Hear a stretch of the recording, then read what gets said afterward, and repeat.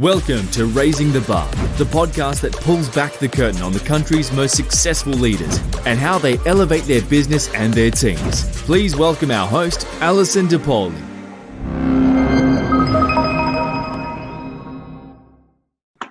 Hey, everybody. I want to take a minute and welcome you to another episode of Raising the Bar with Alison DePauli, where we talk with CEOs about how they raise the bar in their professional, philanthropic, and personal lives.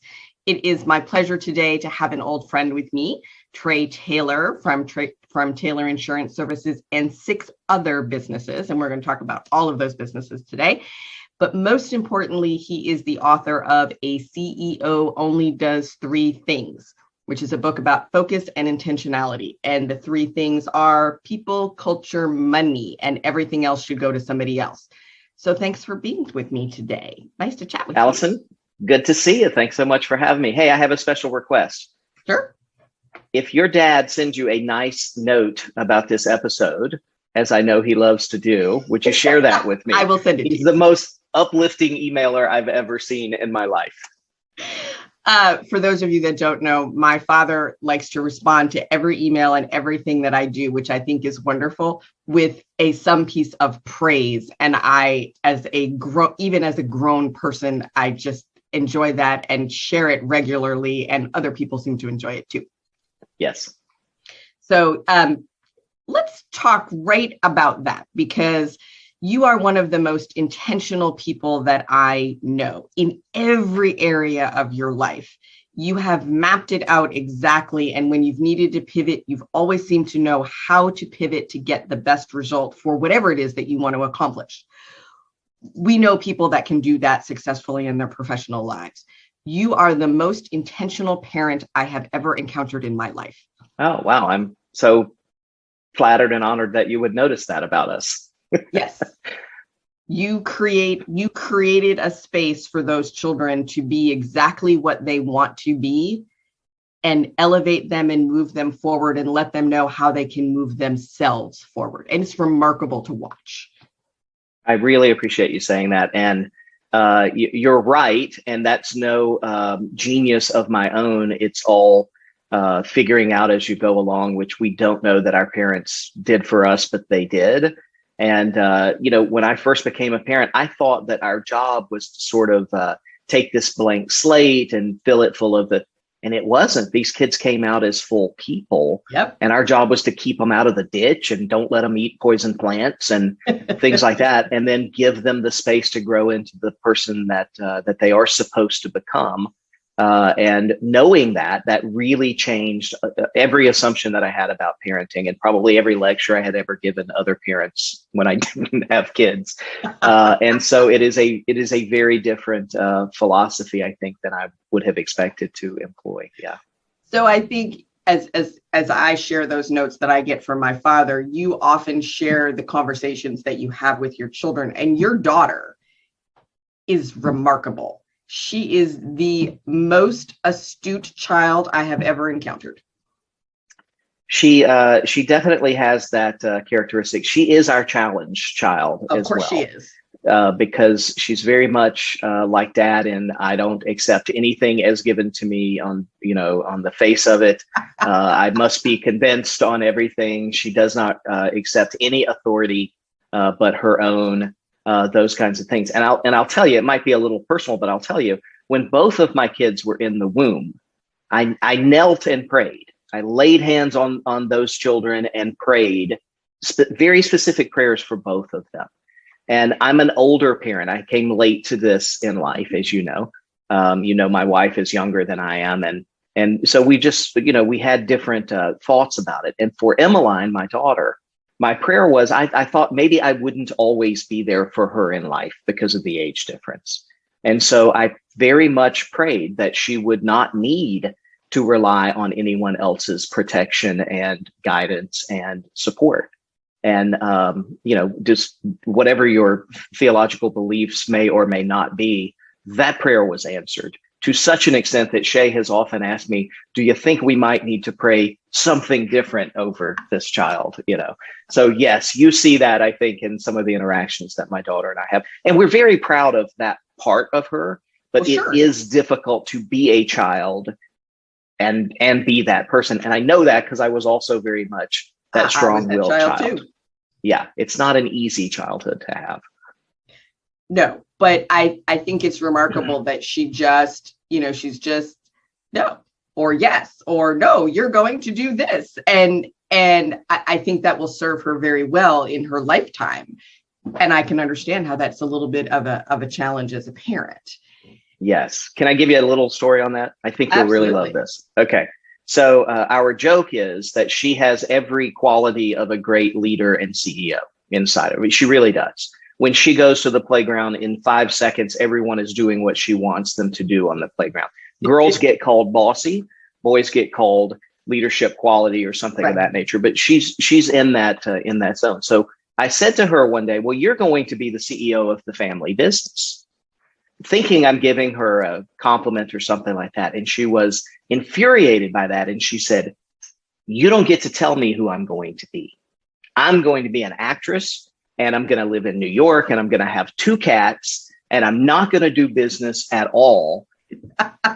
And I said, that's the most CEO thing that you could possibly say. And so we aggravate her now by calling her the CEO all the time. And she really hates it. So we get our fun in that way. Yeah. So I just think it is remarkable. And you're also that intentional about leading your teams. And when we were chatting a little bit earlier, you said something to me. We have a problem in our industry with a particular vendor, and many of us have been subject to this problem. And you said to me, well, it's been a concern, but I haven't lost any sleep about it. That's somebody else's problem to worry about. And our listeners are mid-sized businesses, and I know they lose sleep over a lot of things. How do you come to that sense of peace?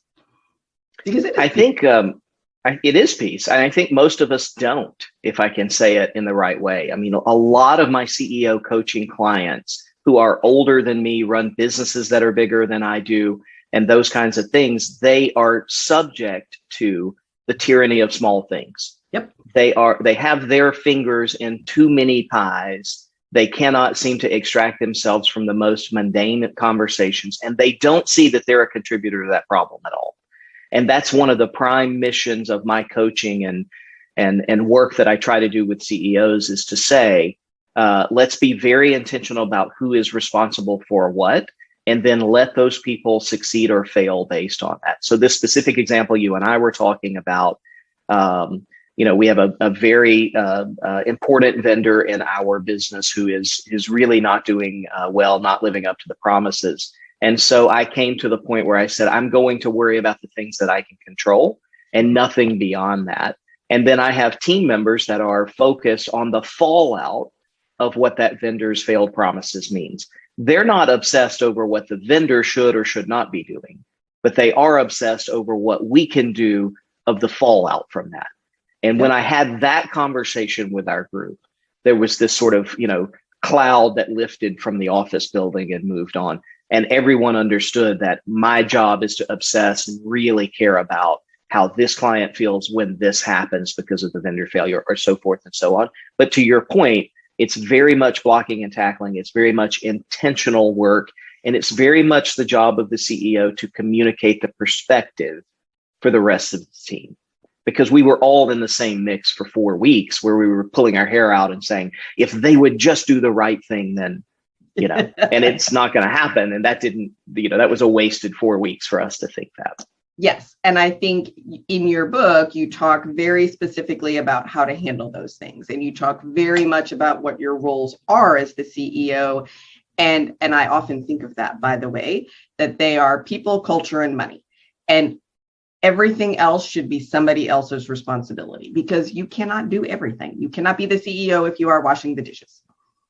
Exactly right. The football analogy that somebody used with me the other day, I thought was great, is you can't run 100 footballs 1 yard at the time and win a football game.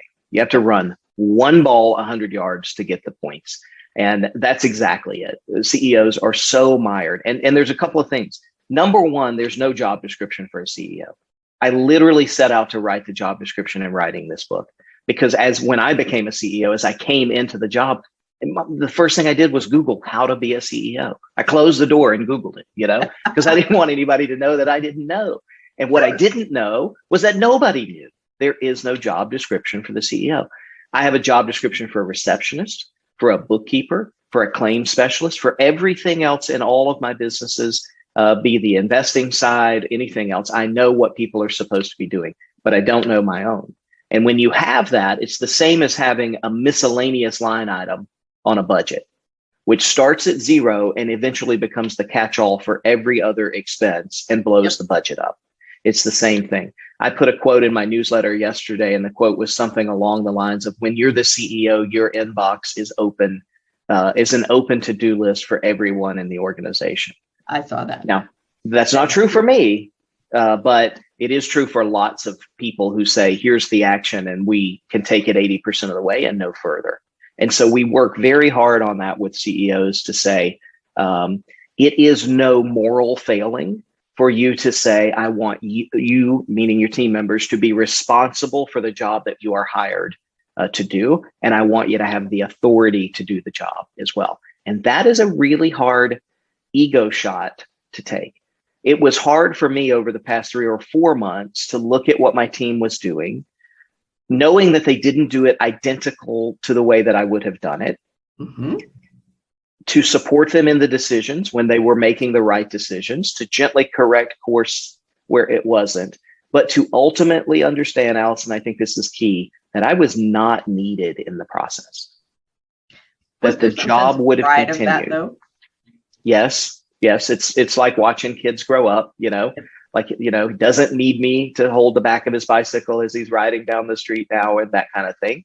And I am immensely proud of the personal growth that my team has gone through in the past couple of years.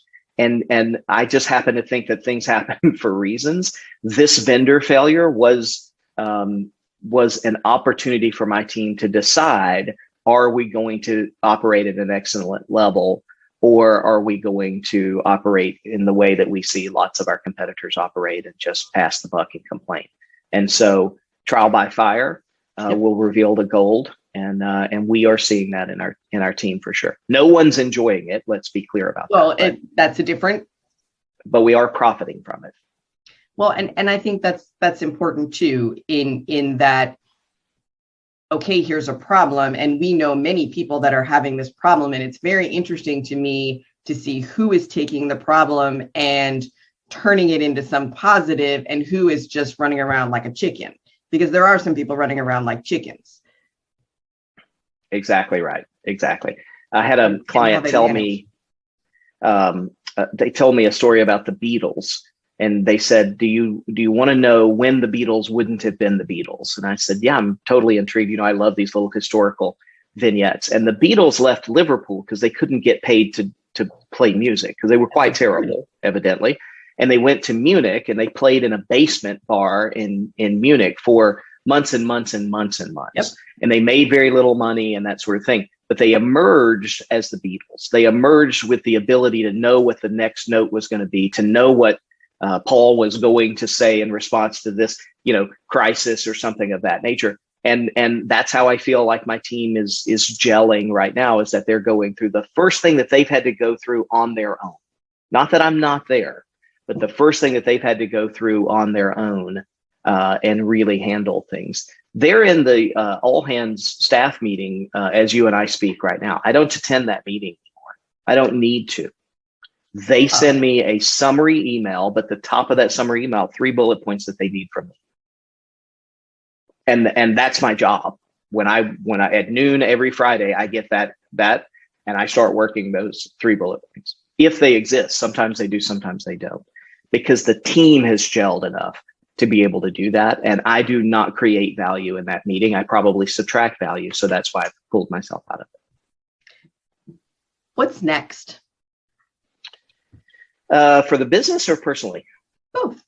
Both. Personally, I'm getting my personal pilot's license, my private pilot's license. I know that. Yes, I am. Way too much fun. Way too much fun. I couldn't believe how much I enjoyed it. It's been something that for years I've wanted to, take a shot at. And I never did. And so last year during pandemic, I said, I can write the book or I can go get the PPL. And I said, I think you should write the book. I think you should do what should be done first. And so I wrote the book. And then this year in June, late May, early June, I started on the pilot's license. And I should finish that in the next 3 to 4 weeks, knock on wood. So that's really fun. And I will dress it up in all kinds of business excuse and what have you. But we will use that very much to extend the business presence for sure. So that's the first next. Okay, personally. The next professionally is actually, I'm thrilled to introduce this on your show. The audiobook version of A CEO Only Does Three Things, which the publisher ordered early in the year, it has just hit Audible this week. We have not launched, we have not publicized at all, but it is on Audible. So your listeners can go and get a copy of that. We will drop some links to that in the show notes, not just to the Audible, but to the book as well. And I believe there's a workbook coming. The publisher has come back and said, hey, we still think that the book is selling well enough that we need additional support materials. The book is very, you've read the book, you've seen so much of my coursework on that topic. It is very iterative. It is for the CEO to sit down and do the work. And so we have a workbook that has been ordered and is in production. And I think that's a Q1 launch as well. You'll send us the link and we'll add it when it's ready. This will launch in a little bit. This will launch close to January 2022. So yeah, perfect. We won't be too far, but we will drop links to all of that in there because I think the book is remarkable. And I'm always amazed at how when we talk, you just hone in on exactly what the issue is. And it's really never what I think about it, what I think it is. It's always the thing next door. And I think that's quite a gift. Well, I appreciate that. So I think people will find the book very, very useful. And have you acquired the plane yet, or you're still testing them out? So we have placed the order. I got I called it the plane ultrasound. So I saw all the materials and then I got one picture of the assembly happening. And so the pickup date is December the 15th. So I absolutely must be licensed by the 15th or I'm going to have a plane that I cannot fly. And I work very well on those sort of good deadlines like that, so yes. That's my goal, is to have that done by the 15th. I will pick that up in Atlanta. I fly it for 2 weeks on my own, and then I turn it back to the company, and then the company flies it for 2 months. And then March the 8th, I go to Knoxville, do a full week of training, and pick it up, and it's mine forever after that. So that's how that works. Yes, we can't wait. Muzzle tov is my tribe. Yes. Thank you so much. So, and what comes after the Audible book and the workbook and are you moving more into the coaching side, or are you moving more into the M&A activity? Will the M&A activity ever stop? Yeah, so it's all of that really. So, I do 3 coaching clients a year. That's it. No.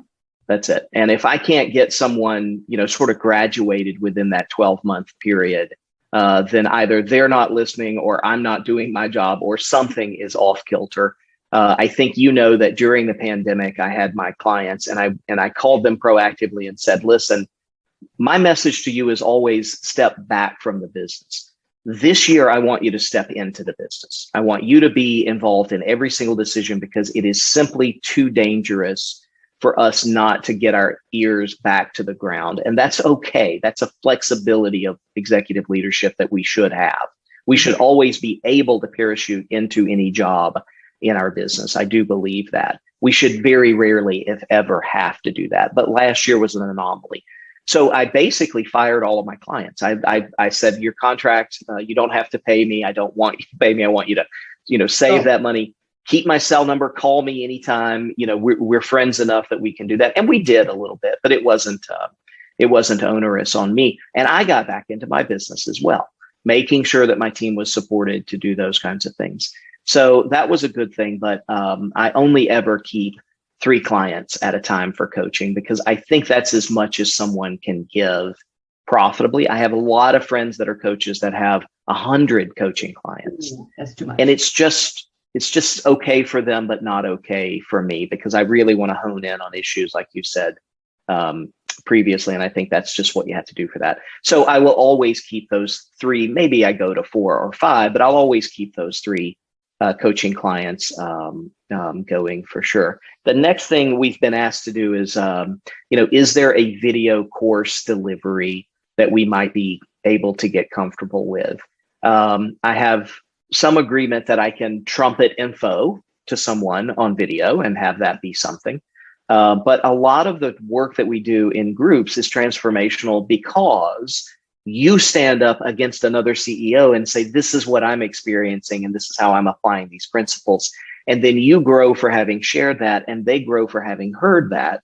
Yep. And I find that's tricky to do on video. So I have to figure that out. It might be some sort of live component to a course.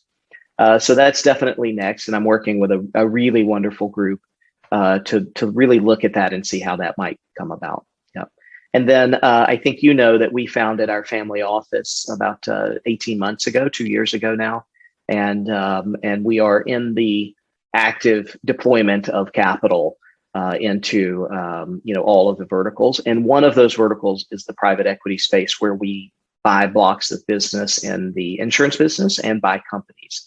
And so we'll have an announcement pretty soon about a joint venture that we have with a company where we're going to do a bit of a roll up of some folks that hold the same values as us, that do the same sort of client focused work that we do as well. So that will be something that hopefully we will be able to talk about pretty soon. That is very exciting. And will you be sticking on the East Coast for that? Are you expanding kind of in pockets? Is the psychographic more important than the location? Yeah, you've hit the nail on the head right there. I would much rather work with somebody that sees the world the same way that I do from a different zip code than someone who gets it wrong and lives next door. And so we have conversations going with people in Pennsylvania and the Pacific Northwest and Wyoming and that sort of thing, because agencies like ours that are very client focused, very customer success driven, are not always large enough to have massive backends to be able to support everything. And so part of our proposition is, what if we built a backend and everyone could share in the ownership of that in order to grow their businesses? And so that's what we're looking at. We're building that business case. We have a really wonderful joint venture partner who has done this in 7 different industries. And so we've gone through the qualification process, they with us and we with them, and we are looking very good on that. So when we speak next, maybe it didn't happen and it blew up for some other reason, but right now I'm optimistic that that's going to be something that works. So very intentional next steps once again. Yeah, of course. Give me one book that you recommend that people read besides yours, because we know people should read that. Yeah, I mean, I read 100 books a year, so it's always hard for me to pick one out. I just read Ram Dass's book, Be Here Now, the hippie Bible, literally. And I read it because someone that I very much respect said, you're intimidated by this book and you wouldn't read it. Well, don't challenge me, because of course I will. Blown away by it, right? Completely blown away. We'll drop that in the show notes too. Yeah, I couldn't believe that this hippie manifesto from the 60s, which is all about psychedelic drugs and that sort of thing, has permeated our culture as much as it has, especially our business management culture. I was really blown away by that. Standard books and, that I always recommend is Traction, of course, Profit First, of course. I read a book every year called Peak, which is by Chip Conley. Chip was the founder of Joie de Vivre Hotels and the chairman of Airbnb for a while. And it is Abraham Maslow made relevant for our businesses today, with the customer, or the heart for the customer in the middle. It's a piece of genius. And he just refreshed this book about a year ago. So Peak, P-E-A-K, wonderful book. Yeah. We will drop links to all of those in the show notes. And so here's what I take away. Generally, I take these things away from our conversations. why is the most important thing. And I know we've all read Simon Sinek's book. We've all seen the TED Talk. We've all listened to it. Go do it again. And intentionality, and do less. And I think that is starting to percolate more into the culture. Doing less and do the less better, and you will be happier and more successful. So that is what I've taken away from our conversation today. Excellent. I'm glad to have facilitated any of those thoughts, and I would underline all of them. Yes, absolutely. So thank you. I'm always happy to talk with you, and thank you for doing this with me today. And for those of you that are listening, if you enjoyed this episode, please give it a thumbs up and a review. It is on Apple Podcasts, Google, Stitcher, and Spotify, or on our very own raisingthebar.live website. Love for you to subscribe, and we'll hear you next time. We hope you've enjoyed this episode. Raising the Bar is powered by Altiqe Consulting, the country's leading independent expert in healthcare cost containment. Astute employers know there's a better way to offer health insurance, and we help them achieve it.